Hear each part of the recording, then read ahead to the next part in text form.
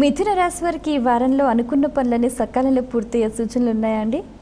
ఆలోచనలలో వైవిధ్యం, వైరుధ్యం వాటి వలన స్వయంగానే పనులను కొంత వాయిదా వేయడం అనే లక్షణం ఒకటి కనిపిస్తోంది.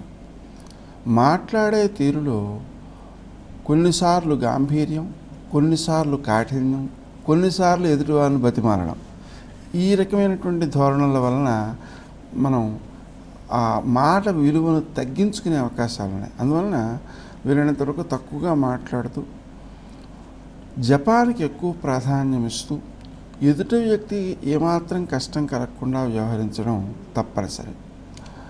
విశేషించి ప్రయాణాలు అధికంగా చేస్తారు. ఆ ప్రయాణాలు చేసిన చోట లక్ష్య సాధనకు అవకాశాలు బాగున్నాయి. అయినప్పటికీ కూడా ప్రయాణం చేసే సమయంలో గౌతమ అనే మంత్రాన్ని, అంటే గౌతమాయ నమః లాగా ఆ మంత్రాన్ని జపించుకోవడం ద్వారా అనుకూలమైనటువంటి ఫలితాలు సిద్ధించడంతో పాటు ప్రయాణాలు కూడా అనుకూలంగా సాగుతాయి. విద్యార్థులు నూతన విషయాలన్నింటినో తెలుసుకోగలుగుతారు. అది వాళ్ళకి ఆనందాన్ని ఇస్తుంది. వారు పరీక్షల్లో బాగా రాయడం కోసం, అలాగే మంచి మార్కులు తెచ్చుకోవడం కోసం, విద్యాశక్తిని పెంపొందించుకోవడం కోసం తల్లిదండ్రులు కూడా శ్రీ హయగ్రీవాయ నమః, శ్రీదత్త శరణం మమ అనే మంత్రాలను జపించుకోవడం ద్వారా పిల్లలు మంచి అభివృద్ధిలోకి వచ్చేటువంటి అవకాశం ఏర్పడుతుంది. శత్రువులు కొంతవరకు ఇబ్బంది పెట్టే అవకాశం ఉంది.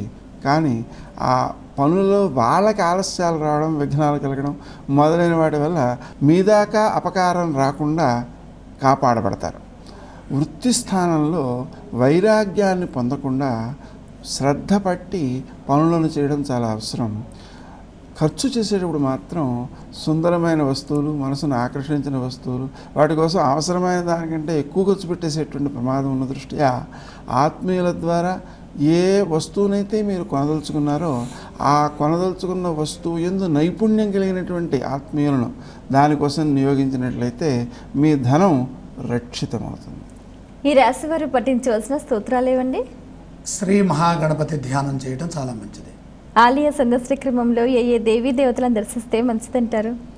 లక్ష్మీదేవిని సందర్శించడం ద్వారా ఆర్థిక వ్యవహారాలలో అనుకూల ఫలితాలు సిద్ధిస్తాయి. ఈ రాశి వారు చేయవలసిన దానాలు ఏవండి? సూర్యప్రీతిగా గోధుమలు దానం చేస్తే కలిసి వస్తుంది.